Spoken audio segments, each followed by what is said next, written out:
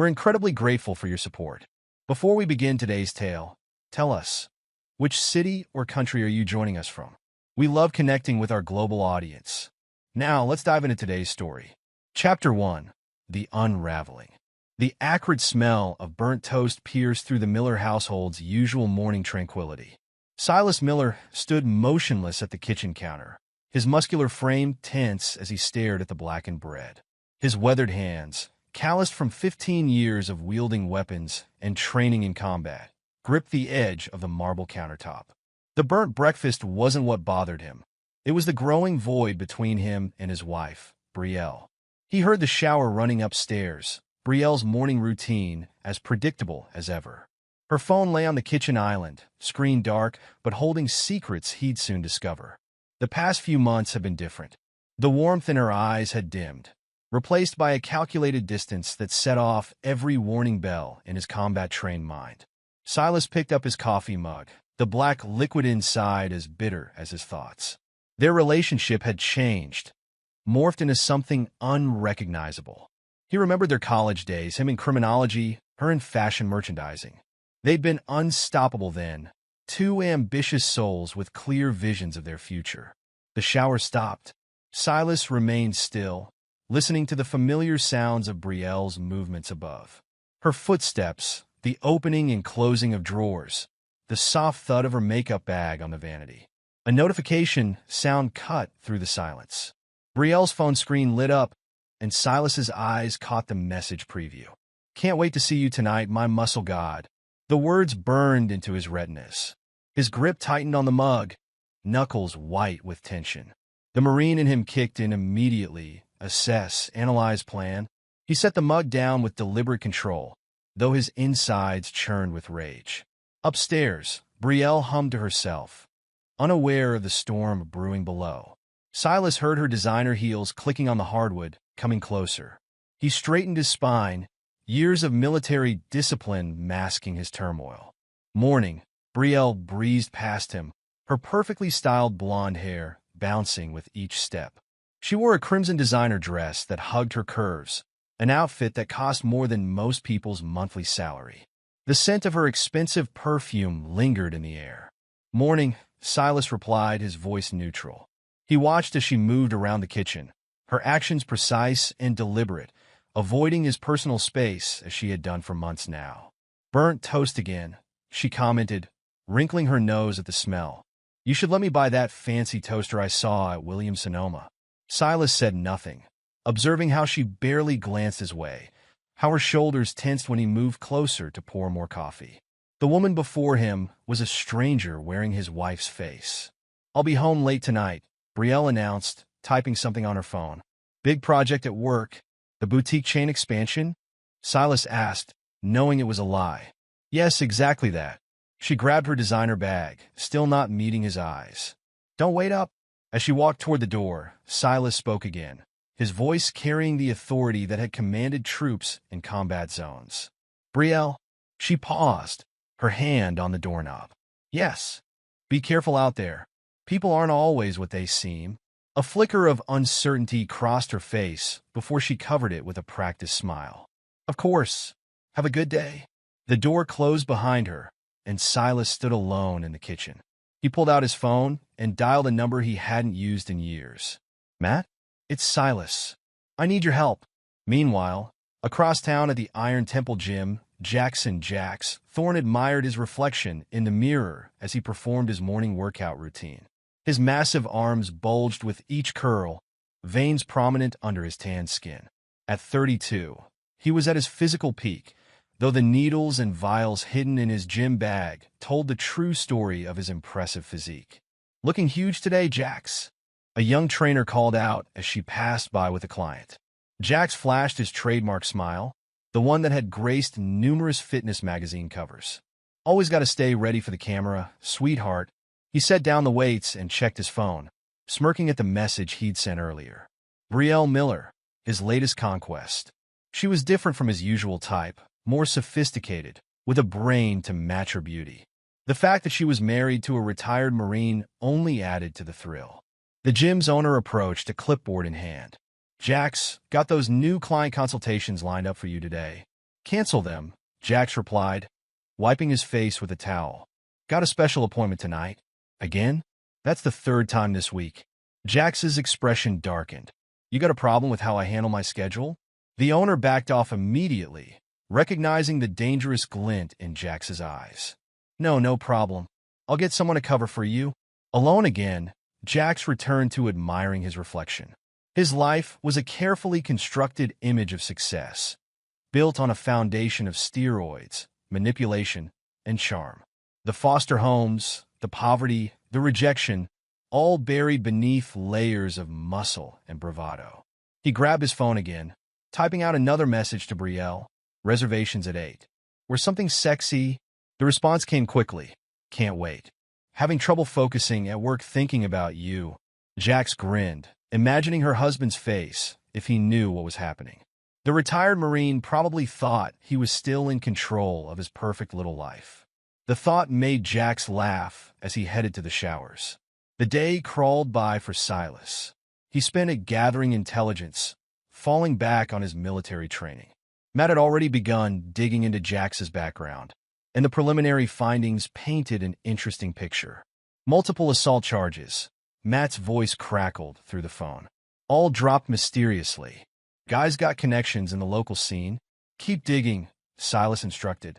I want everything: financials, associates, dirty secrets. Leave no stone unturned. You got it, brother. What are you planning? Silas's voice was cold. Justice. Evening arrived, and Silas watched Brielle prepare for her work meeting. She'd chosen a black dress that revealed more than it concealed, her makeup heavier than usual. Don't wait up, she repeated her earlier words, grabbing her keys. I won't, Silas replied, his tone making her pause for a moment before she hurried out. He waited 10 minutes before following her, his movements silent and precise. The training that had kept him alive in war zones now served a different purpose. He tracked her car through the city streets, maintaining a safe distance. The Italian restaurant she pulled up to was high-end, the kind of place that required reservations weeks in advance. Silas parked across the street, watching as she checked her reflection in her car's mirror before heading inside. Through the restaurant's large windows, he saw her approach a table where Jax waited. The man stood to greet her, his muscled frame dwarfing nearby diners. Their embrace lasted too long, their familiarity evident in every gesture. Silas's jaw clenched as he watched them together. Every laugh, touch, intimate glance was another betrayal. He observed them ordering wine, sharing appetizers, their heads close together as they spoke. His phone buzzed. Another message from Matt. Found something big. Steroid distribution ring. Your boy Jax is neck-deep in it. Silas texted back. Send everything you have. Inside the restaurant, Brielle leaned closer to Jax, her hand on his arm. I feel terrible lying to Silas. Why? Jax scoffed. Guy's living in the past. Probably still thinks he's some big-shot Marine. Meanwhile, his wife's with a real man. It's not that simple, Brielle protested weakly. We have history.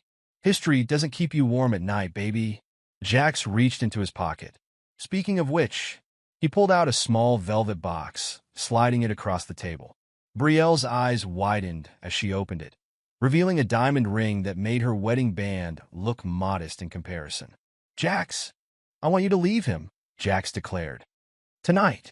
You deserve better than some washed-up soldier who can't even make toast without burning it. Tears welled in Brielle's eyes as she slipped the ring onto her right hand. It's beautiful, just like you. Jax's voice dropped lower. I'll take care of everything. The divorce, the money, all of it. Just say yes. Before Brielle could respond, a shadow fell over their table. They looked up to find Silas standing there, his presence commanding attention without a word spoken. Silas. Brielle's voice cracked with panic. What are you doing here? Jax stood up, his steroid-enhanced frame attempting to intimidate. Well, the cuckold finally figures it out. Silas's eyes never left Brielle's face. Is this what you've been doing? All those late nights at work? I can explain, Brielle stammered, her composure crumbling. No need, Silas's voice was terrifyingly calm. The ring explains everything. Jax stepped closer, his muscles flexing. Why don't you do yourself a favor and leave before things get ugly? Silas finally turned to look at him, and something in his eyes made Jax take a small step back. Funny, I was about to suggest the same thing to you. Listen here, you pathetic excuse for a man, Jax growled, reaching for Silas's shoulder. Walk away now, or leave in an ambulance. The move was lightning fast. Before Jax could blink, Silas had grabbed his wrist, twisted it at a painful angle, and delivered a devastating right hook to his jaw. The bigger man stumbled backward, crashing into the table. Brielle screamed as dishes shattered on the floor. Other diners jumped up, phones recording the scene. Jax tried to regain his footing, but Silas's boot connected with his ribs, dropping him to his knees. All those muscles, Silas spoke quietly, almost conversationally, and not one of them trained for actual combat. Security rushed forward, but Silas was already walking away. He paused beside Brielle, who sat frozen in her chair. Enjoy your dinner, he said, his voice devoid of emotion. I'll have my lawyer contact you tomorrow. As he walked out of the restaurant, leaving chaos in his wake, Silas's mind was already moving to the next phase of his plan. This wasn't over, not by a long shot. The Marine in him had awakened, and with it, a cold determination to make them both pay for their betrayal. Behind him, he could hear Brielle's sobs and Jax's cursing. The sounds meant nothing to him now. In war, you learn quickly that mercy to your enemies meant death. This wasn't a physical battlefield, but the principles remained the same. He pulled out his phone as he reached his car. Matt, time to release everything we found. Burn their world to the ground. Chapter 2, The Confrontation. The Italian restaurant's ambient lighting did little to soften the tension that crackled through the air. Silas Miller sat at a corner table, his military training evident in how he positioned himself. Back to the wall, clear view of all exits. He watched as his wife, Brielle, touched Jax's arm, her wedding ring catching the light mockingly. From his vantage point, Silas could see every detail of their intimate dinner. The way Brielle leaned in when Jax spoke, how her fingers lingered on his arm, the shared glances that spoke of secrets and betrayal. His anger simmered beneath a practiced calm, years of combat discipline keeping him focused. You were late today, my love, Jax's voice carried across the restaurant. Did that has-been of a husband bother you? Brielle's laugh, once a sound that had warmed Silas's heart, now cut like a knife. Oh, he has no clue, Jax. No idea at all. Silas's hand tightened around his water glass, but his face remained impassive. He watched as Jax reached into his pocket, producing a small velvet box. Brielle's excited squeal drew attention from nearby diners. I will buy your freedom, my love, Jax declared, his voice dripping with arrogance. But you have to do it now. He's just a waste of your talent and beauty, just a weakling, and I can't stand him for another second. The look of pure adoration on Brielle's face as she gazed at Jax made Silas's stomach turn. I will do it for you, Jax. You're the only one who understands me. Silas had seen enough. He stood, his movement deliberately slow and controlled. The distance between their tables seemed to shrink with each step. He noticed how Jax's hand possessively covered Brielle's, how the new ring gleamed on her finger. Brielle saw him first. The color drained from her face, her perfect makeup unable to hide her shock. Silas, what are you doing here? Jax turned, his steroid-enhanced physique tensing for confrontation. A sneer spread across his face as he sized up Silas. Well, seems the cuckold decided to show up. Why don't you do yourself a favor and leave? You are a pathetic human. Silas ignored him completely, his attention fixed on Brielle. Is this what you've been up to, Brielle? His voice carried the same tone he'd used to interrogate enemy combatants. Quiet, controlled, deadly. Brielle couldn't meet his gaze. Her hands trembled as she reached for her wine glass. Jax, interpreting her silence as weakness, stepped forward aggressively. Be a good boy and run away before I hurt you, he bellowed, drawing more attention from other diners. His face reddened with rage when Silas didn't flinch. Walk away now or leave in an ambulance? A cold smile crossed Silas's face, one that had preceded violence in war zones across the world. Option C. I show you why 15 years of combat training beats steroids. The right hook came without warning. Jax's head snapped back, his bulk working against him as he lost balance. Before he could recover, Silas's boot connected with his ribs, the crack audible over the restaurant's music. The bigger man went down hard, his muscled arms flailing uselessly. Brielle screamed, her chair scraping back as she stood. Other diners scattered, some filming with their phones, others rushing for the exits. Jax tried to get up, but another precise strike from Silas sent him sprawling again. All that muscle, Silas observed clinically, and you can't even take a punch. Pathetic. Restaurant security finally arrived, but Silas was already backing away. He paused beside Brielle, who stood frozen between tables. You made your choice, he said quietly. Now you'll live with it. Outside, the night air carried the sounds of approaching sirens. Silas walked calmly to his car, his mind clear despite the adrenaline coursing through his system. He pulled out his phone, dialing a familiar number. Matt? It's done. Start the next phase. Back in the restaurant, chaos reigned. Jack sat on the floor, blood trickling from his split lip, his ego bruised more than his body. Brielle hovered nearby, torn between helping him and running after Silas. That bastard. Jack spat blood onto the expensive carpet. He's dead. You hear me? Dead. Brielle barely heard him, her eyes fixed on the door where Silas had disappeared. She'd never seen that side of him before. The cold, efficient warrior beneath the quiet exterior had finally shown himself. The realization of what she'd done, of who she'd betrayed, began to sink in. Ma'am, a restaurant manager approached cautiously. The police are on their way. Would you like us to call you a cab? Before she could respond, Jax grabbed her arm roughly. We're leaving. Now. They stumbled out through the kitchen exit, avoiding the growing crowd at the front. Jax's breathing was labored, his hand pressed against his ribs where Silas had kicked him. His usual confident swagger was gone, replaced by a wounded animal's desperate movements. Get in the car, he commanded, pointing to his customized sports car. When Brielle hesitated, his voice turned threatening. Now! As they drove through the city streets, Brielle's mind raced.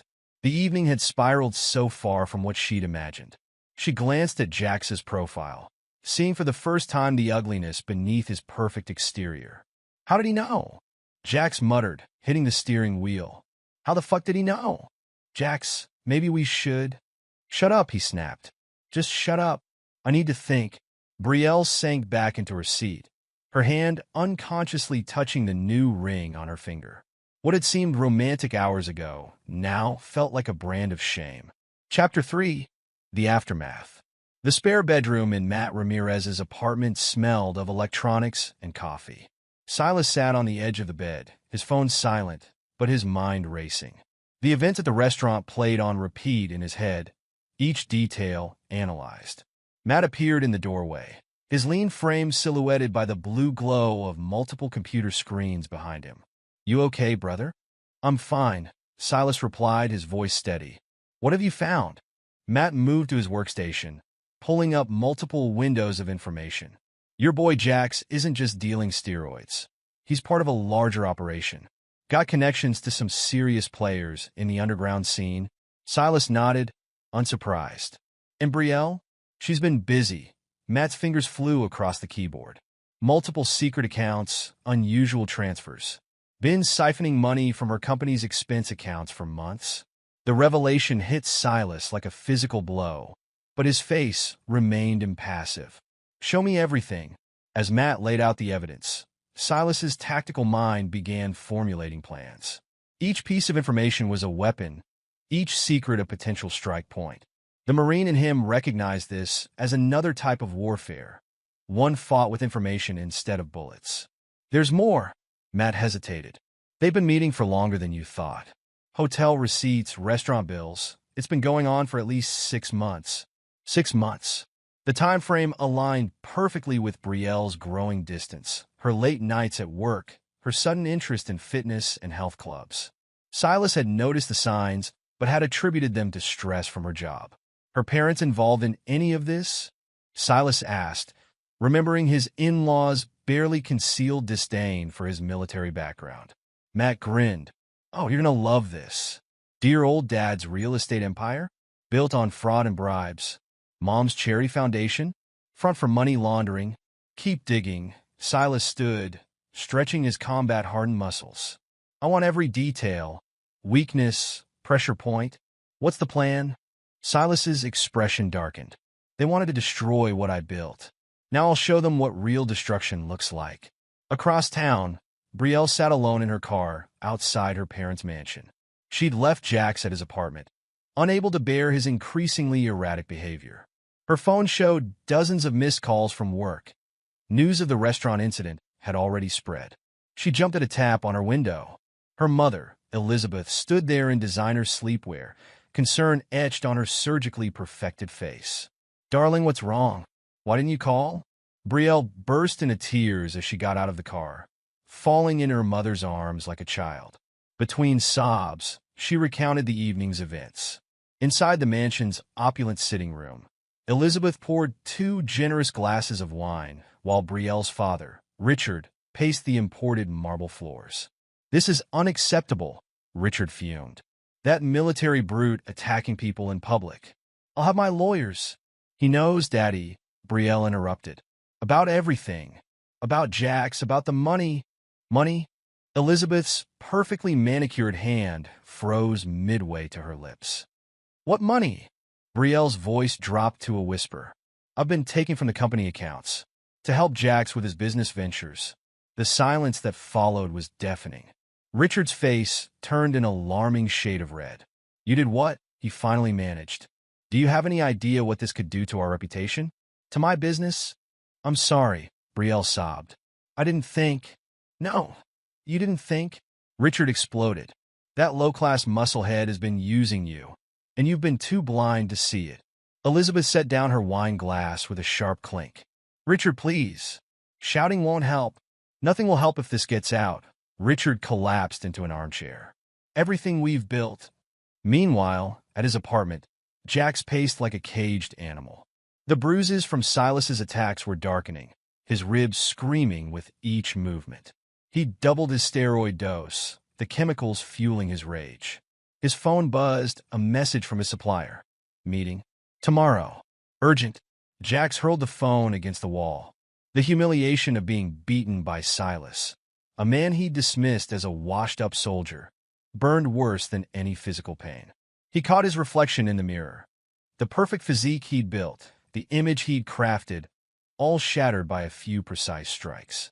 "I'll kill him," he muttered, pulling out a fresh vial of steroids. "I'll fucking kill him." The needle slid into his flesh with practiced ease, but his hands shook with anger.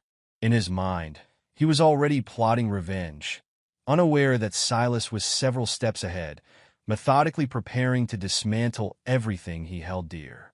Back at Matt's apartment, Silas stood at the window, watching the city lights. His phone displayed a photo of happier times.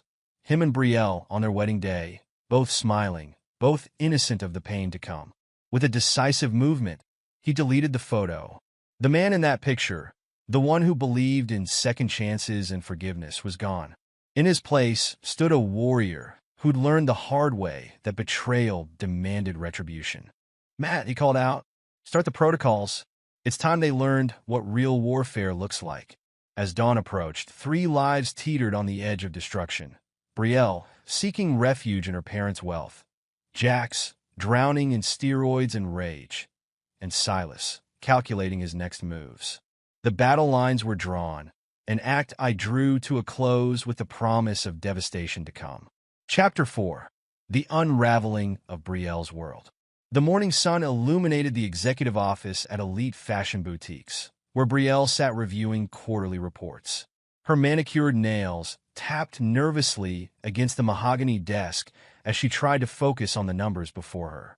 The events at the restaurant still haunted her thoughts, but she forced herself to maintain her composed exterior. A knock on her door interrupted her concentration. "Come in," she called out, straightening her designer blazer. Her assistant, Sarah, entered with an unusual expression. "Ms. Miller, the board requests your immediate presence in the conference room." Brielle's stomach tightened. Did they say what for? No, ma'am. But Mr. Davidson from Internal Audit is there. The walk to the conference room felt like a march to execution. Brielle's heels clicked against the marble floors, each step echoing her growing dread. She pushed open the heavy doors to find the entire board seated around the table, their faces grave. CEO Thomas Richardson sat at the head, a thick folder open before him. "Please sit down, Brielle." She took her seat, noting the presence of two unfamiliar men in suits. Corporate security, she realized with growing horror. "We've received some troubling information," Richardson began, his voice cold. "Our auditors have uncovered significant discrepancies in your expense reports dating back 6 months.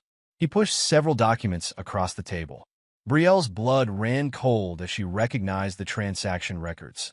Hotel bills, restaurant charges, spa treatments, all carefully disguised as business expenses. Care to explain why the company paid for a weekend at the Grand Plaza Hotel when no business meetings were scheduled? Brielle's mind raced. There must be some mistake.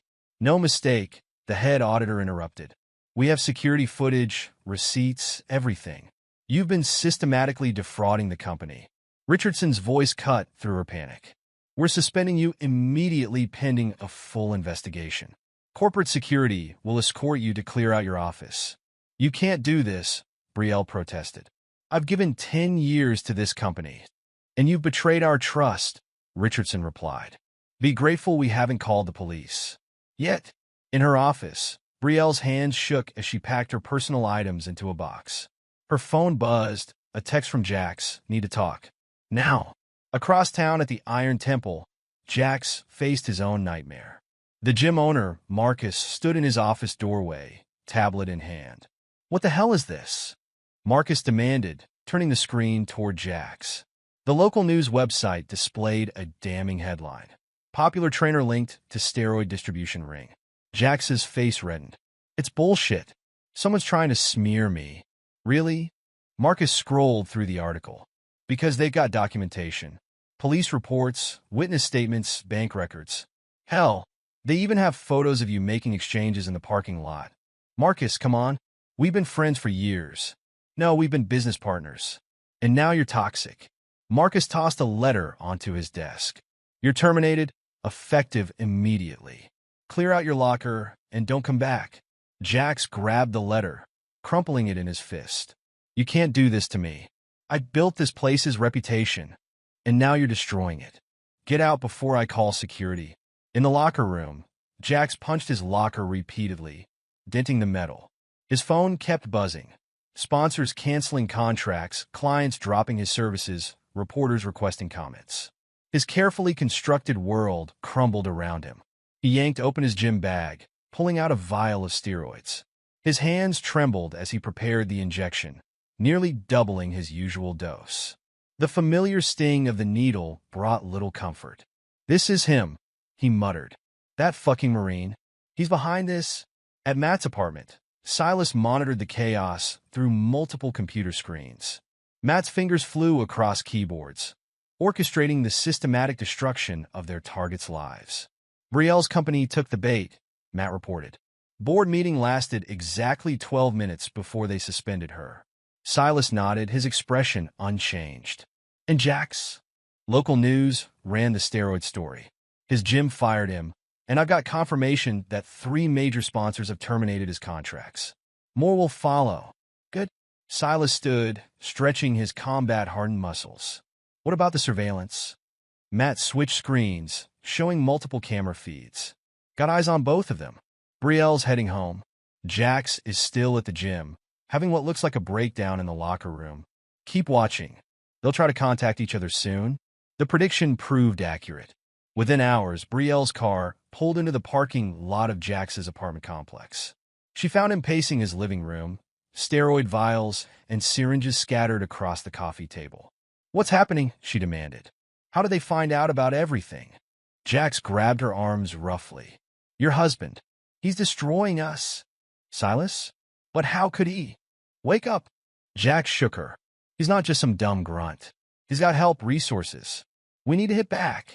Brielle pulled away, rubbing her arms where Jax's fingers had dug in. Hit back how? We've lost everything. Not everything. Jax's eyes held a dangerous gleam. I've got connections. People who can help us hurt him. Jax, no. Violence isn't the answer. He laughed, the sound harsh and unnatural.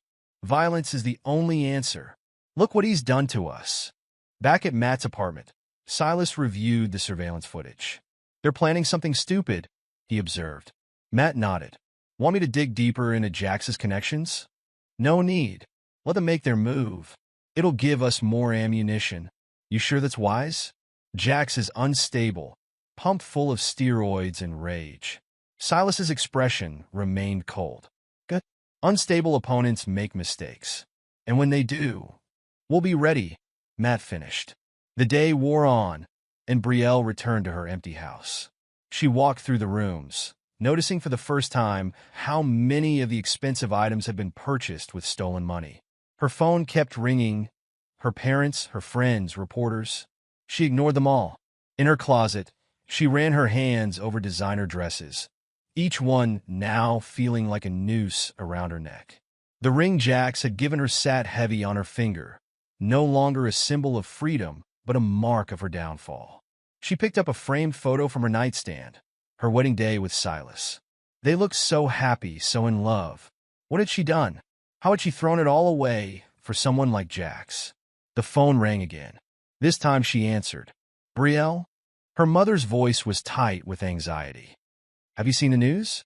The company's filing charges against you. What? No, they said. It's all over the business pages. Darling, what have you done?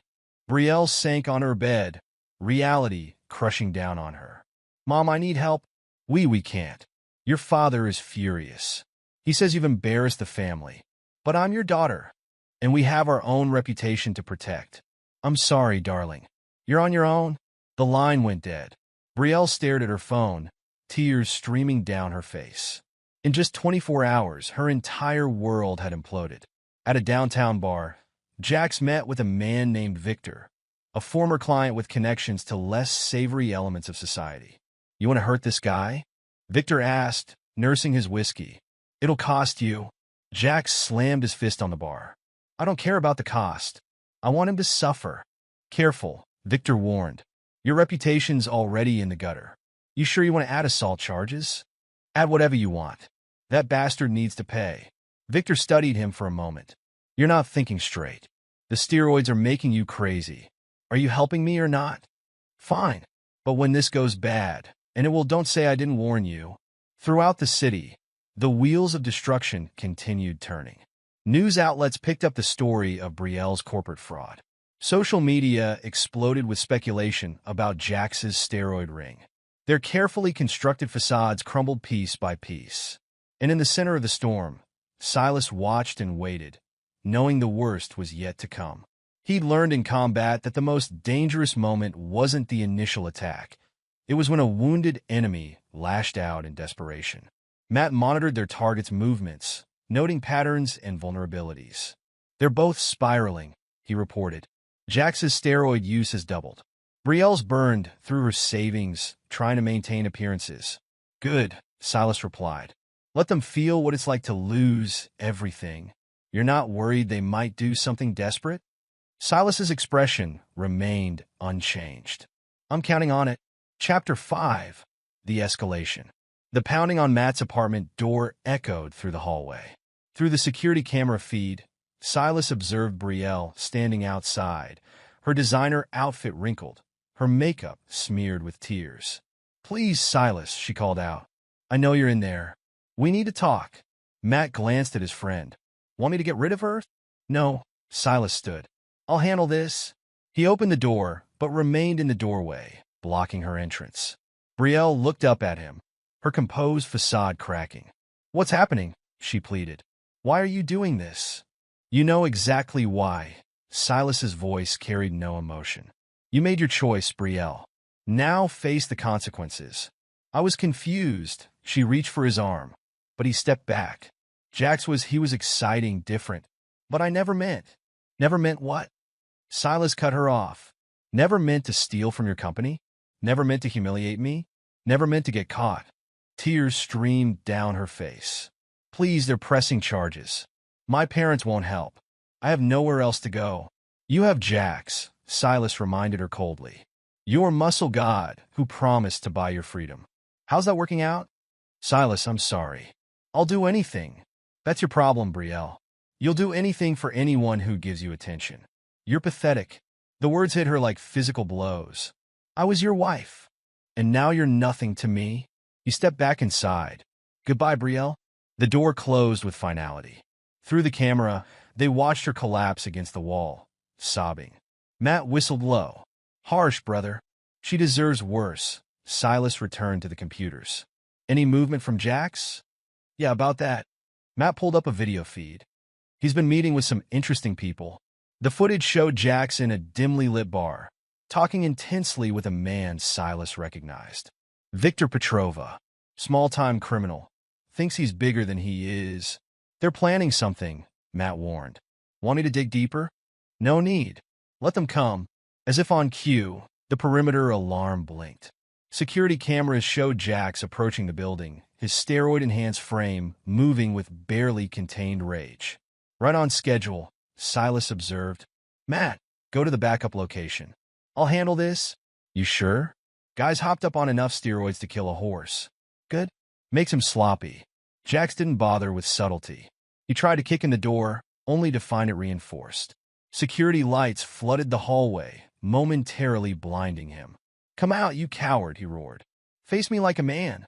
The door opened, revealing Silas standing calmly in the doorway. Breaking and entering now? Jax? Adding to your criminal record? Jax charged forward, swinging wildly. Silas stepped aside, letting momentum carry his attacker past him. A precise strike to Jax's kidney dropped the larger man to his knees. All that muscle, Silas commented, delivering another calculated blow. And you still fight like an amateur. I'll kill you. Jax scrambled to his feet, pulling a knife. Silas's expression didn't change as he disarmed Jax with practiced ease, twisting the knife from his grip and using the bigger man's momentum to slam him into the wall. You could have walked away, Silas spoke quietly as he systematically took Jax apart. Could have left town, started over. But you had to prove something. Each strike targeted weak points, joints, pressure points, areas where steroid use had made Jax vulnerable. The bigger man's rage made him predictable, his enhanced strength useless against Silas. Finally, Jax lay groaning on the floor, his face bloody, his ego shattered once again. Silas stood over him, as calm as when the fight began. Consider this your final warning, he stated. Come near me again, and they won't find your body. Police sirens wailed in the distance. Matt's doing, no doubt. Silas left Jax there, knowing the police would find an ex-con with a knife, trying to break into an apartment. Later, at their backup location, Matt reviewed the security footage. That should keep him occupied for a while. Assault with a deadly weapon, attempted breaking and entering. He'll make bail, Silas noted. His ego won't let him stop. That's what you're counting on, isn't it? Silas nodded. People like Jax can't handle losing control. He'll keep escalating until he destroys himself. And Brielle? She's already destroying herself. Her parents' reputation means everything to them. Once we release what we found about their businesses, Matt pulled up multiple documents on his screens. Speaking of which, you want to see what Daddy's been hiding in his real estate empire. The evidence was damning: bribes, kickbacks, fraudulent permits. Elizabeth Miller's charity foundation was equally corrupt, laundering money through fake donations and inflated expenses. Release it, Silas commanded. All of it. To whom? Everyone. Police, IRS, FBI, media. Let them tear each other apart trying to save themselves. The next few days brought chaos. News outlets ran exposés on the Miller family's corruption. Federal agents raided Richard Miller's offices. Elizabeth's society friends distanced themselves as investigators dug into the charity's books. Brielle watched her family's destruction from her empty house. Calls to her parents now met with lawyers' voices. Her own legal troubles multiplied as the company's investigation uncovered more evidence of her fraud. Jax, released on bail, spiraled further into steroid-fueled paranoia. His remaining clients abandoned him. His supplier cut him off, fearing police attention. He spent hours in his apartment, injecting increasingly dangerous amounts of steroids, plotting revenge against the man who destroyed his life. Neither of them realized they were merely puppets in Silas's greater plan. Each desperate action, each attempt to fight back, only provided more ammunition for their destruction. In the digital command center he'd established with Matt, Silas watched their worlds burn. The Marine in him recognized this as psychological warfare. Breaking the enemies will fight by destroying everything they valued. You know they'll snap eventually, Matt observed. People can only take so much pressure. I'm counting on it, Silas replied.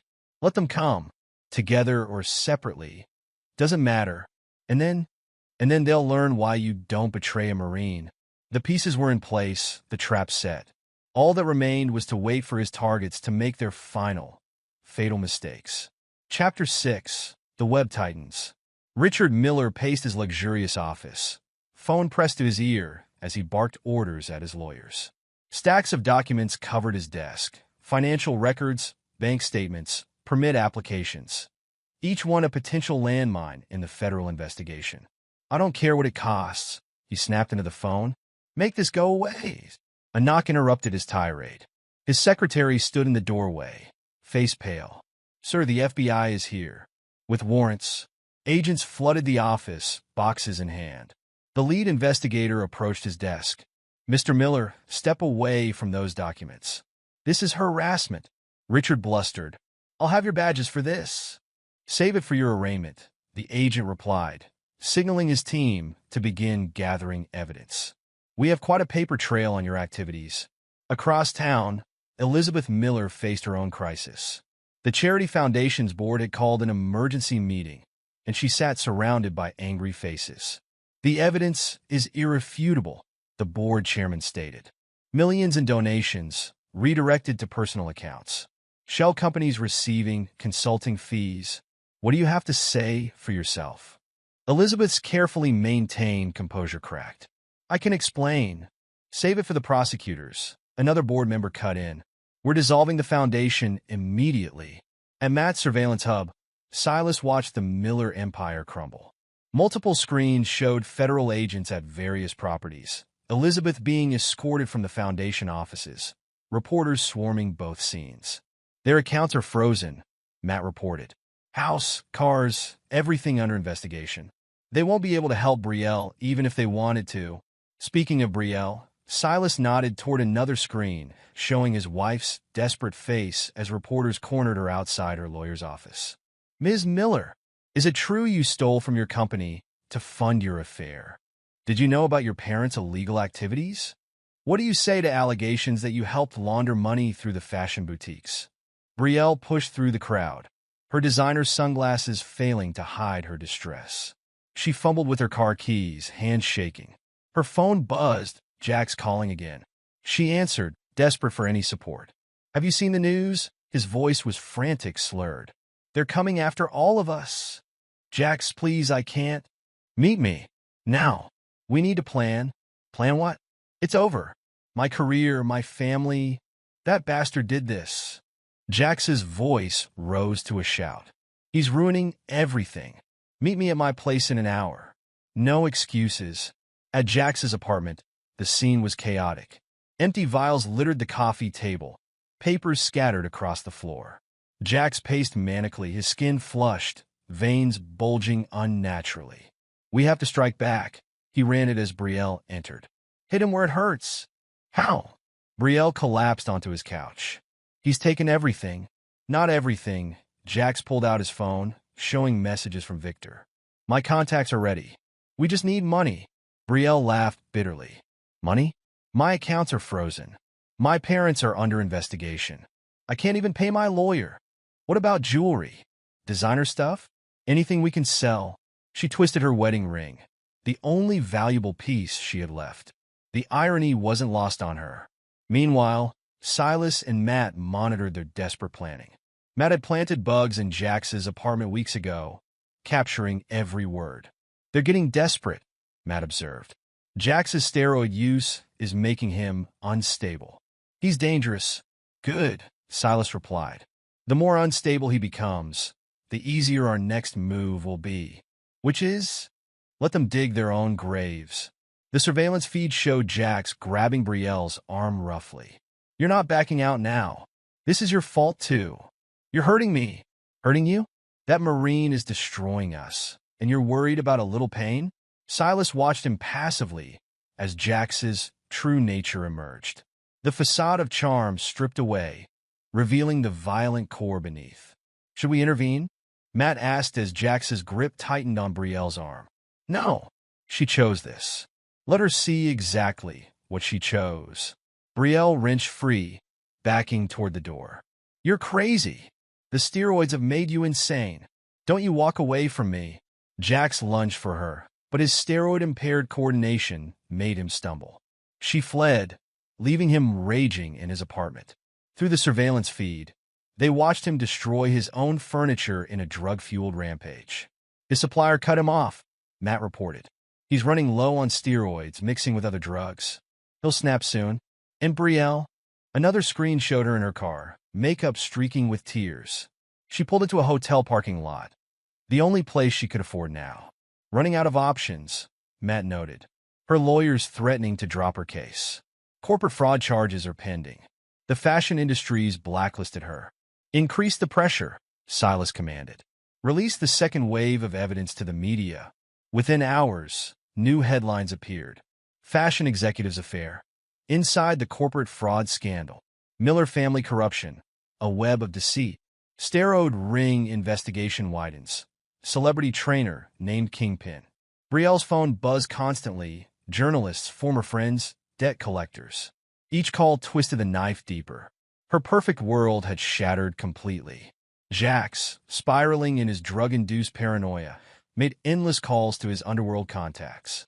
But with his money gone and his reputation destroyed, even the criminals wanted nothing to do with him. From their command center, Silas and Matt watched the destruction unfold. Each desperate move by their targets only tightened the web around them. The police are building cases, Matt reported. Corporate fraud for Brielle. Drug distribution and assault for Jax. The feds have enough on her parents to put them away for years. Silas nodded, satisfaction cold in his eyes. This wasn't just revenge, it was justice served. He learned in combat that victory wasn't just about defeating your enemy. It was about making sure they could never rise to fight again. They'll make one last move, he predicted. Something desperate, something stupid, and we'll be ready? We've been ready since the beginning. The screens showed their targets' parallel descents. Brielle alone in a cheap hotel room, stripped of wealth and status. Jax in his ruined apartment, consumed by drugs and rage. Neither understanding they were merely pieces in Silas's greater strategy.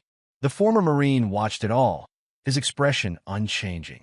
In war, he'd learned that mercy to enemies was a weakness. In this private war, he would show no mercy. The web had tightened, and his targets were exactly where he wanted them. Desperate, isolated, and ready to make their final, fatal mistakes. Act 2 concluded with the stage set for their final destruction. Silas had systematically stripped away everything they valued. Wealth, status, reputation, family, hope. All that remained was to watch them destroy themselves in their desperate attempt to strike back at the man who'd orchestrated their downfall. Chapter 7. The Brink. Brielle sat alone in her cheap motel room, staring at her reflection in the spotted mirror. Her designer clothes hung loose on her frame, her perfectly maintained appearance now a ghost of its former self. The TV droned in the background, another news report about her family's corruption scandal. Her phone lay silent on the bed. No calls, no messages. Her social circle had evaporated the moment her disgrace became public. Even her emergency credit cards had been declined, the accounts frozen by federal investigators. A knock at her door made her jump. The motel manager stood outside, his expression unsympathetic. "Rent's due, Ms. Miller. Card was declined again. I just need one more day," she pleaded. "I'm expecting some money." "That's what you said yesterday. Out by noon, or I call the police." She closed the door, sliding down against it. Her hand brushed against her designer handbag, worth thousands when she bought it, now worthless at the pawn shop she'd visited yesterday. Her phone suddenly buzzed. Jax's number. She answered, desperate for any connection. Where the fuck have you been? His voice was slurred, aggressive. I've been calling for hours. Jax, I can't. I'm being kicked out of the motel. I need help. Help? He laughed, the sound unhinged. We're way past help, baby. That Marine bastard's destroyed everything. But I've got a plan. What plan? There's nothing left to. Meet me at Victor's place. 1 hour. Don't be late. The line went dead. Brielle stared at her phone, dread pooling in her stomach. She'd seen the changes in Jax over the past weeks. The increased steroid use, the paranoia, the violent outbursts. Across town, Jax paced Victor's cramped apartment, his massive frame making the space feel smaller. Empty vials and needles littered the coffee table. You're using too much, Victor warned, watching Jax prepare another injection. That much juice will fry your brain. Shut up. Jax's hand shook as he pushed the needle in. I need to be strong. Need to be ready. Ready for what? That Marine's already kicked your ass twice. Jax hurled the empty vial at the wall. He caught me off guard. This time's different. This time I'll break him. How? Guys always 10 steps ahead. Look what he did to your life, to the girl's family. We grab his friend. Jax's eyes gleamed with drug-fueled mania. The hacker. Matt. Make him suffer. Draw Silas out. Victor shook his head. You've lost it, man. That's suicide. You helping or not? No way. I'm not getting involved in kidnapping a Marine. Jax grabbed Victor's throat, steroid-enhanced muscles bulging. You're already involved. Make the calls. Give me what I need. At their surveillance hub, Silas and Matt monitored the conversation through hidden microphones. He's deteriorating fast, Matt observed. Mix of steroids and street drugs. Guy's a walking time bomb. Silas watched the video feed impassively. Good? Fear and drugs make people stupid. Make mistakes. He's serious about coming after me. No, he's serious about dying. Silas's voice held no emotion. He just doesn't know it yet. Another screen showed Brielle leaving the motel, her possessions stuffed into a single bag. The former fashion executive now wore bargain store clothes, her designer items long since pawned. She's heading to Victor's, Matt reported. Want me to interfere with her rideshare? No. Let them meet. Let them plan. The more desperate they become, the easier our final move will be. The feed showed Brielle arriving at Victor's building, her usual confidence replaced by nervous glances over her shoulder. The lobby camera caught her flinching at her own reflection in the elevator doors.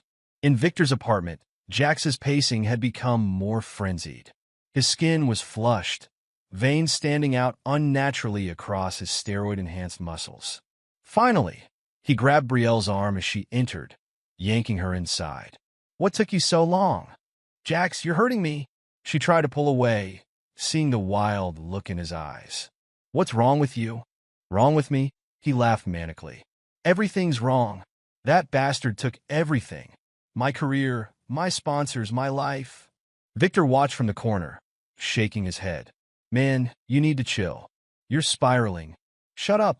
Jax rounded on him. You're either with us or against us. Choose now. Brielle saw the needles on the table, the empty vials. Jax, you're not thinking straight.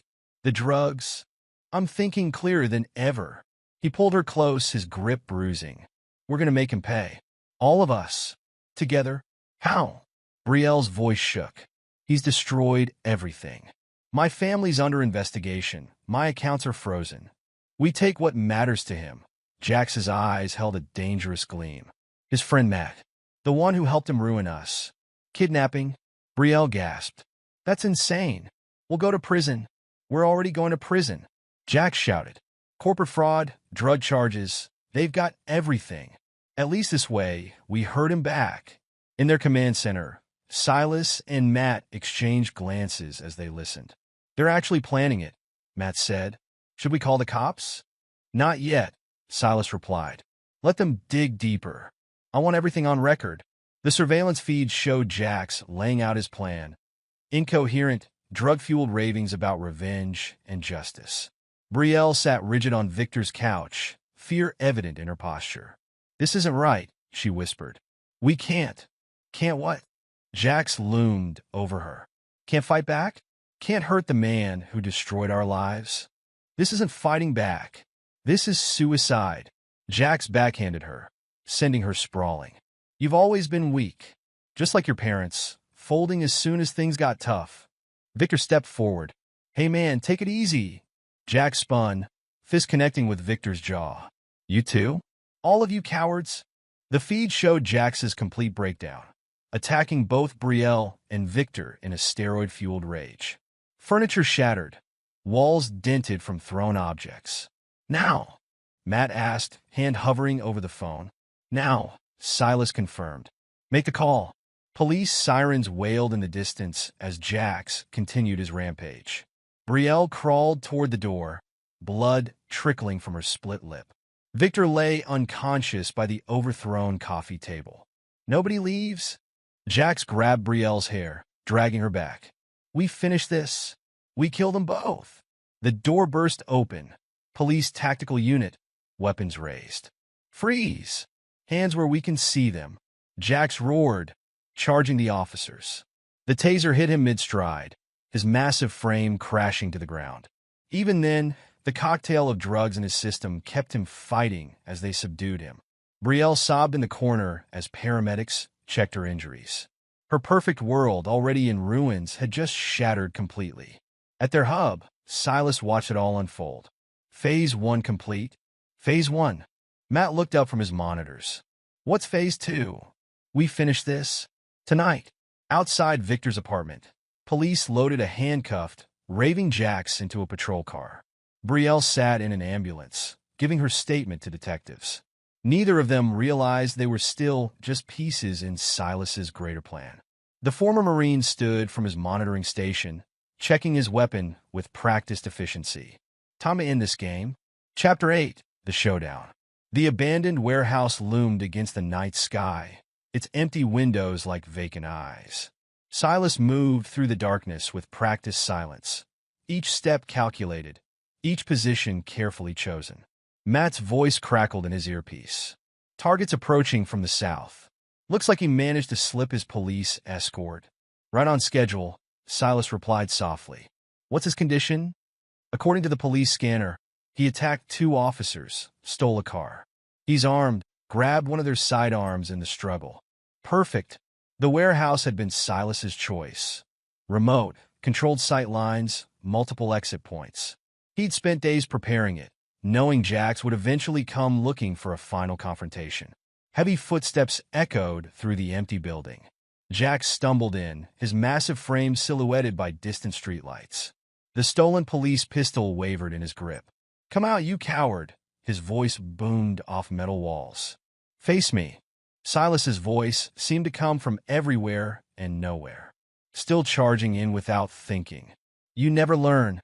Jax fired wildly at the sound, bullets ricocheting off steel beams. I'll kill you. You hear me? Kill you. Like you killed your career? Silas moved silently between shadows. Your reputation? Your future. Shut up. Another wild shot. You destroyed everything. No, Jax. You destroyed yourself. The steroids, the drugs, the violence. You were a bomb waiting to explode. I just lit the fuse. Jax's laughter echoed manically. Big talk from a man hiding in the dark. What's wrong? Afraid to face me man to man? Afraid?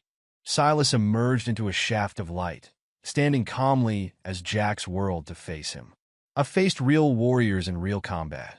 You're just a gym rat with delusions of adequacy.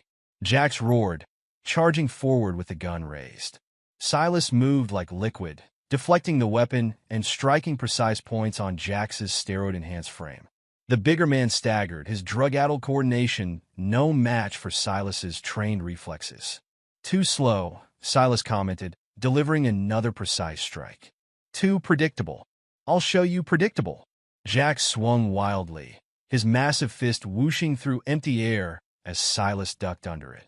All that muscle, another strike, all those steroids, a precise blow to the kidney, and you still fight like an amateur. Jax stumbled, his breathing ragged. The cocktail of drugs in his system was taking its toll, his movements becoming more erratic. Stand still and fight, he screamed, firing the gun again. The bullet grazed Silas's arm, but the Marine didn't flinch. "That's your problem, Jax. You think strength equals power." A lightning combination of strikes dropped Jax to his knees. The gun clattered away into the darkness. "Real power," Silas continued, his voice cold, "comes from discipline. Control. Things you never understood." Jax tried to rise, but his legs wouldn't cooperate. "I'll kill you," he slurred. "Kill you and that hacker friend?" "No, you won't." Silas's next strike was precise, devastating. "You won't hurt anyone ever again." The big man collapsed, his steroid-enhanced body betraying him as the drugs and exhaustion took their toll. "This is where it ends." Silas stood over him. "Not with your revenge fantasy, but with you broken and alone." "Do it then," Jax spat blood. "Finish it." Death would be too easy. Silas zip-tied Jax's hands. "You're going to live with what you've become. Every day in prison, you'll remember this moment." Police sirens wailed in the distance. Matt's doing right on schedule. One last thing, Silas pulled out his phone, dialing a number. Time for the final player to see her handiwork. Brielle arrived 20 minutes later, escorted by police after Silas's anonymous tip. She found Jax unconscious, battered, his massive frame looking somehow smaller in defeat. "Oh God," she whispered, backing away. "What have we done?" Silas emerged from the shadows. "You chose this, Brielle. Both of you. Now live with it." She turned to him, tears streaming down her face. "Silas, please. Save it." His voice could have frozen fire. "The police have everything, the kidnapping plan, the assault, all of it. Enjoy prison, both of you." He walked away as police flooded the warehouse, leaving his wife and her lover to face the consequences of their choices. In his ear, Matt's voice reported movement of police units, federal agents, news vans, all arriving to document the final fall of Brielle Miller and Jax Thorne. The game was over. Justice, cold and complete, had been served. Chapter 9, The Price of Betrayal. In the aftermath, Silas stood in his new apartment, watching multiple news channels cover the story. Brielle's booking photo showed her broken, stripped of makeup and designer clothes. Jax's mug shot displayed the wreck he'd become, his steroid-enhanced physique already beginning to fade in custody. "They're not getting bail," Matt reported from his computer station. "DA's using our evidence to charge them with conspiracy, attempted kidnapping, assault, drug trafficking. The whole list." "And her parents?" "Feds seized everything. They're looking at decades for the financial crimes alone." Silas nodded, satisfaction cold in his chest. He'd dismantled their entire world, piece by piece, leaving nothing but ruins. The news showed Brielle being led into court, reporters shouting questions. "Ms. Miller, did you help plan the kidnapping? Was this revenge for your company firing you? What do you say to allegations of corporate fraud?" She looked tiny, vulnerable, nothing like the confident woman who'd once commanded fashion empires. Her lawyer tried to shield her from cameras, but the damage was done. In another window, footage showed Jax being transported to county jail. The former fitness icon was a shell of himself, the mixture of drugs and defeat evident in his vacant expression. "You know they'll talk," Matt said. "Try to make deals. Let them." Silas's voice held no concern. "Everything they say just proves what they are: traitors, criminals, failures." He turned from the screens, his mission complete. The anger that had driven him these past weeks faded, replaced by a cold satisfaction. "What now?" Matt asked. "Now? We move on. Find other battles worth fighting." The news continued reporting. Fashion executive Brielle Miller faces multiple felony charges. Former fitness celebrity Jax Thorne held without bail. Miller family empire crumbles amid federal investigation. Each headline was another nail in their coffin, another victory in Silas's campaign of destruction. He'd achieved what he set out to do. Not just revenge, but complete annihilation of those who'd betrayed him. The Marine in him recognized this as a successful operation. The objective had been achieved, the targets neutralized, all without compromising his own position. "You know," Matt observed, "some might say this was excessive. Some haven't been betrayed by those they trusted most." Silas checked his weapon one last time before storing it. "They chose their path. I just made sure they reached the end of it. The screen showed Brielle's parents in court, their empire in ruins, their reputation destroyed. The fashion company had filed additional charges, ensuring their former executive would never work in the industry again. Jax's fitness empire had crumbled completely. His supplements pulled from shelves, his training certificates revoked, his steroid suppliers rounded up in federal raids. He faced decades in prison, his body already showing signs of withdrawal. This was justice, cold, complete, and unforgiving. Silas had emerged stronger, while those who'd wronged him lost everything. No regrets? Matt asked quietly. None, Silas replied. They declared war the moment they chose betrayal. I just fought better than they did. The sun set on the city as news channels continued reporting the fallout. Silas watched the coverage with detachment, knowing his mission was complete. In the county jail, Brielle sat in her cell, the reality of her new life crushing down on her. Her designer clothes replaced by an orange jumpsuit, her manicured nails now brittle and broken. The other inmates whispered about her, the socialite who'd fallen so far. Miller, visitor, the guard's voice echoed through the block. Her lawyer sat across the glass partition, his expression grim. They're offering a deal. 20 years if you testify against your parents and Jax. 20 years, her voice cracked. But I didn't. You helped plan a kidnapping, Mrs. Miller. That's after the corporate fraud, the money laundering through your parents' foundation. Take the deal. It's the best you'll get. In another part of the facility, Jax slumped in the medical ward. His body, deprived of steroids, had begun to shrink. Withdrawal symptoms left him shaking, vulnerable, everything he'd feared becoming. The DA wants to make an example of you, his court-appointed lawyer explained. Steroid distribution, assault, conspiracy to kidnap. They're pushing for maximum sentences. Jax stared at his trembling hands. That bastard. He planned all of this? Focus, Mr. Thorne. You're looking at 40 years unless you cooperate. Meanwhile, at their new operational base, Silas and Matt began planning their next mission. The skills they'd honed destroying Brielle and Jax could serve a greater purpose. Got an interesting case, Matt said, pulling up files. Corporate whistleblower being threatened. Could use our help.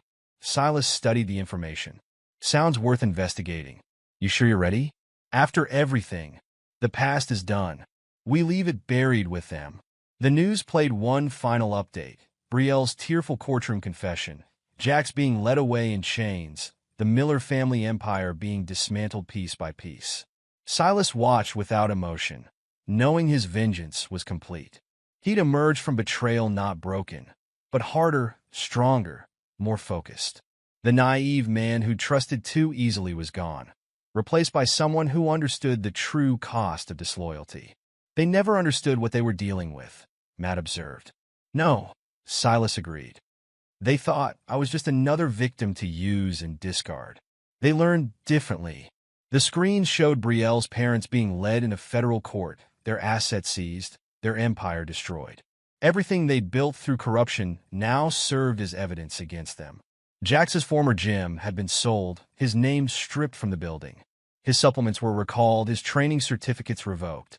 The fitness icon had fallen, never to rise again. And Brielle, once the fashion executive, the socialite, the unfaithful wife, now faced decades behind bars.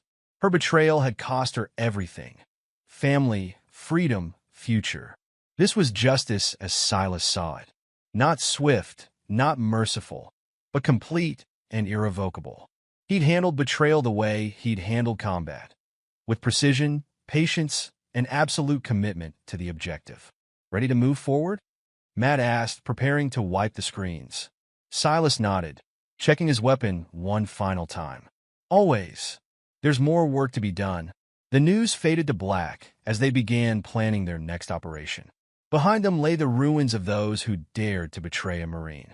Ahead lay new missions, new battles, new chances to prove that loyalty mattered and betrayal carried a price few could afford to pay.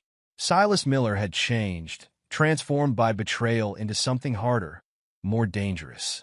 But he'd found his path, his purpose. In the end, that was all that mattered. The story concluded not with forgiveness or redemption, but with justice served cold. a testament to the price of betrayal and the power of a warrior who refused to be victimized. Silas had emerged victorious, leaving his enemies broken in his wake, a warning to any who might consider crossing him in the future. Some might call it excessive, cruel even, but Silas knew the truth. In war, as in betrayal, there could be no half measures. You either won completely or lost everything. He had won. They had lost. Justice was served. Epilogue. 10 years later, the Federal Women's Correctional Facility stood against the morning sun, its walls containing stories of fallen lives and lost dreams. In cell block D, Brielle Miller organized her few possessions: a worn paperback, some basic toiletries, letters she'd never answered. After 8 years, she was finally being released. Her reflection in the small metal mirror showed a woman transformed by time and consequences.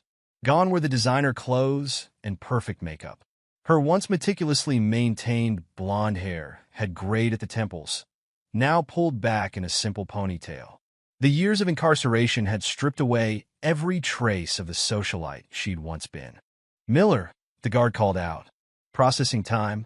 She followed the familiar corridors one last time, passing inmates she'd lived alongside for nearly a decade. Some nodded goodbye. She'd earned a degree of respect by accepting her punishment without complaint, teaching basic literacy classes to other inmates. The processing officer reviewed her file. "Says here you're being released to a halfway house in Nebraska. Pretty far from your old life." "That's the point," Brielle replied softly. Her voice had lost its entitled edge, replaced by quiet resignation. Her parents wouldn't be waiting outside. Richard Miller had died in prison 3 years into his 20-year sentence for financial crimes. Elizabeth survived in a minimum security facility, a shell of her former self. The Miller family empire had been dismantled, its assets seized, its name synonymous with corruption. The halfway house van waited in the parking lot. Brielle carried a small bag containing everything she owned in the world. Her release stipend would barely cover basic necessities. The fashion industry had blacklisted her completely. Her only job prospects involved minimum wage retail work. Across the country, in a maximum security prison, Jackson Jacks, Thorne stared at the ceiling of his cell. 15 years remained on his sentence. His once massive frame had withered without steroids, leaving him looking older than his 45 years. Prison fights and drug withdrawal had taken their toll. His left leg dragged slightly from an untreated injury, and his hands trembled constantly. "Mail call," a guard announced, sliding an envelope through the slot. Jax recognized the law firm's letterhead. Another appeal denied. His attempts to claim mental instability from steroid use had failed repeatedly. The prosecution had used Matt's surveillance recordings to prove his actions were calculated, not impulsive. He pulled out a wrinkled magazine article from under his mattress, one of many he'd collected about Silas over the years. The headline read, "Former Marine Security Firm Disrupts International Crime Ring." The photo showed Silas looking strong and focused, unchanged by time. In a high-tech office building downtown, Silas Miller reviewed operation reports with his team. The small security consulting firm he'd built with Matt had grown into a respected organization, specializing in corporate whistleblower protection and exposing corruption. "The Singapore operation's complete," Matt reported, his hair now streaked with gray, but his mind sharp as ever. "Saved the client's company and exposed 3 corrupt board members." Silas nodded, studying the data on his screens. The years had added a few lines to his face, but his combat-hardened physique remained impressive. Success had brought resources, but he maintained the same disciplined approach that had served him in the Marines. "What about the domestic surveillance?" he asked, pulling up another file. "Brielle's being released today," Matt confirmed. "Nebraska halfway house is arranged. She'll be monitored but kept far from any potential allies." "And Jax?" "Still locked up. Last appeal denied. He's not getting out early." Silas processed the information without emotion. A decade hadn't softened his stance on betrayal. The company's success allowed him to maintain surveillance on his former enemies, ensuring they could never rebuild their lives enough to seek revenge. "Victor surfaced again," Matt added, referring to Jax's former criminal contact. "Tried starting a new steroid distribution ring in Texas. Send the evidence to DEA, Silas commanded. Make sure they understand the connection to our old case. Their reputation had grown in law enforcement circles. Federal agencies often discovered evidence they provided, leading to high-profile arrests. The company's legitimate security work served as cover for more personal missions, identifying and destroying corrupt power structures. In Nebraska, Brielle settled into her tiny room at the halfway house. The other residents were mostly drug offenders and nonviolent criminals. None recognized the former fashion executive who'd once graced society magazines. She found work at a local discount store, arranging clothing displays. Sometimes, watching customers browse cheap polyester blends, she remembered commanding million-dollar fashion budgets. Those memories felt like scenes from someone else's life. Her parole conditions prevented contact with anyone from her past life. She couldn't return to the city where she'd once reigned as a socialite. Her only updates came from rare news articles. Her mother's failed appeal, the final liquidation of her father's companies, Jax's deteriorating health in prison.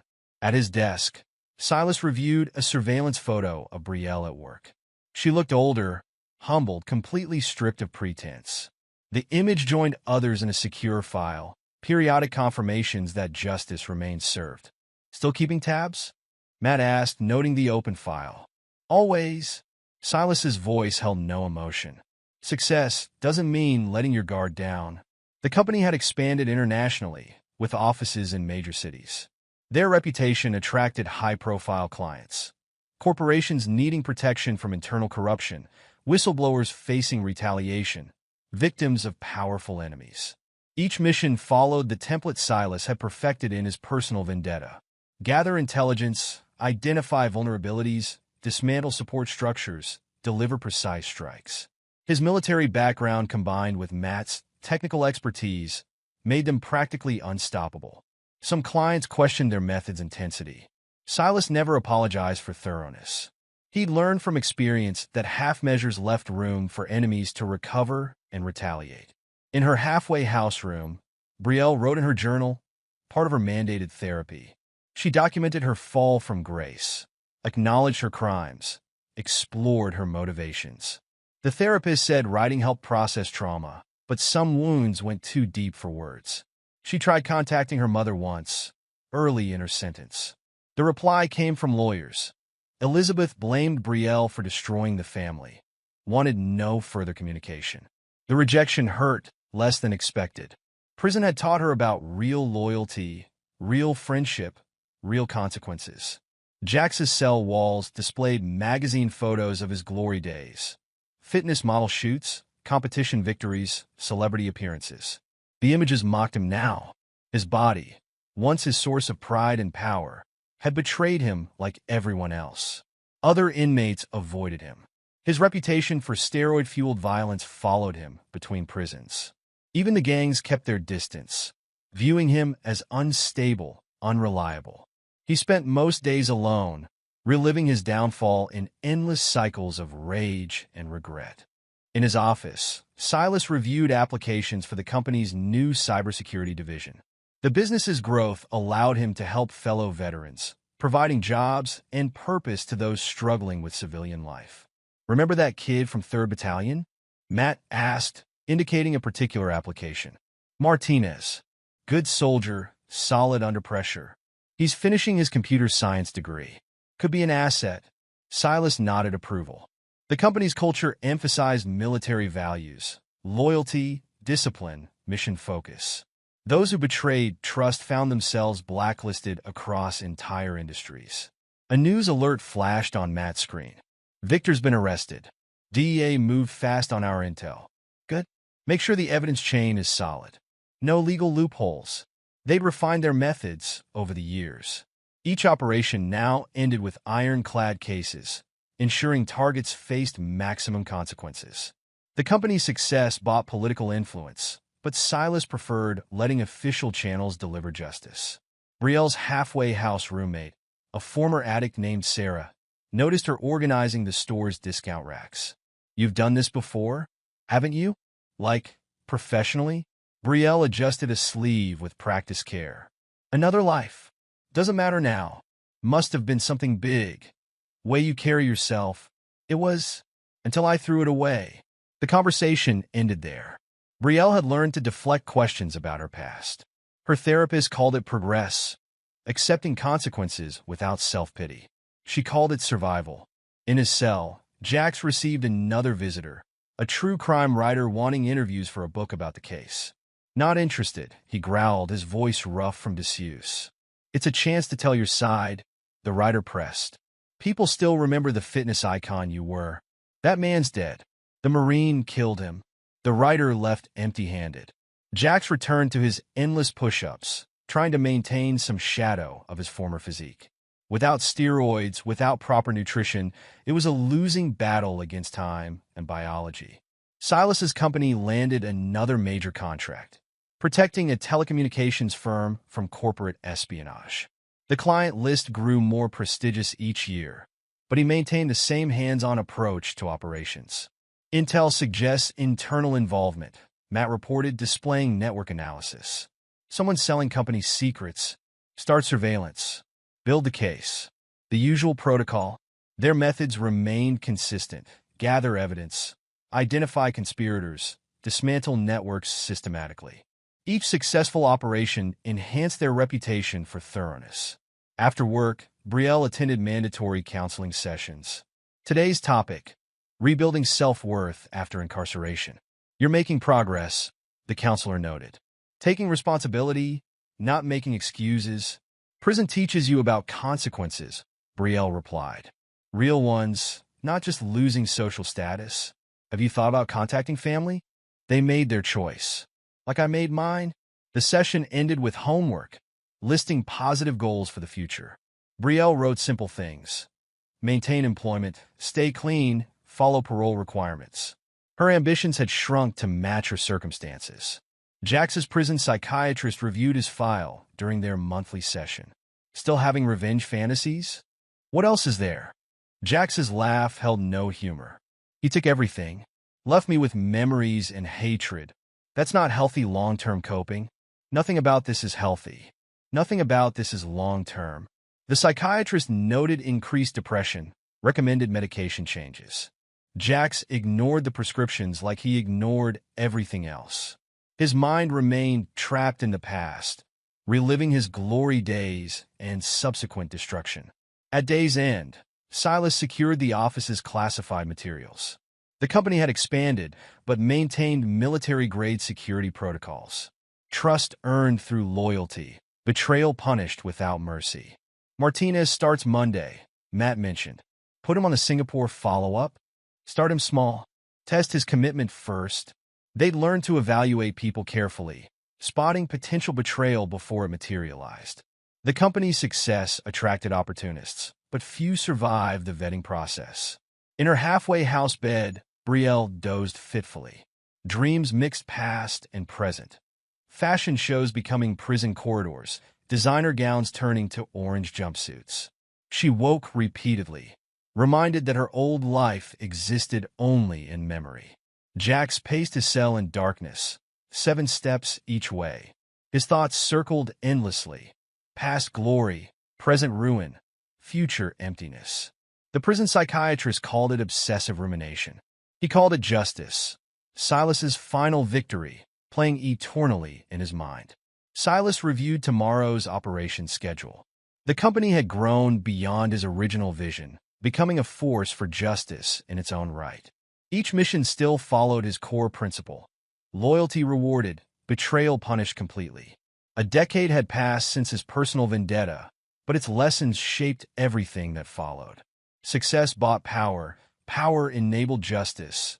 Justice required absolute commitment. No half measures, no mercy for enemies, no forgiveness for betrayal.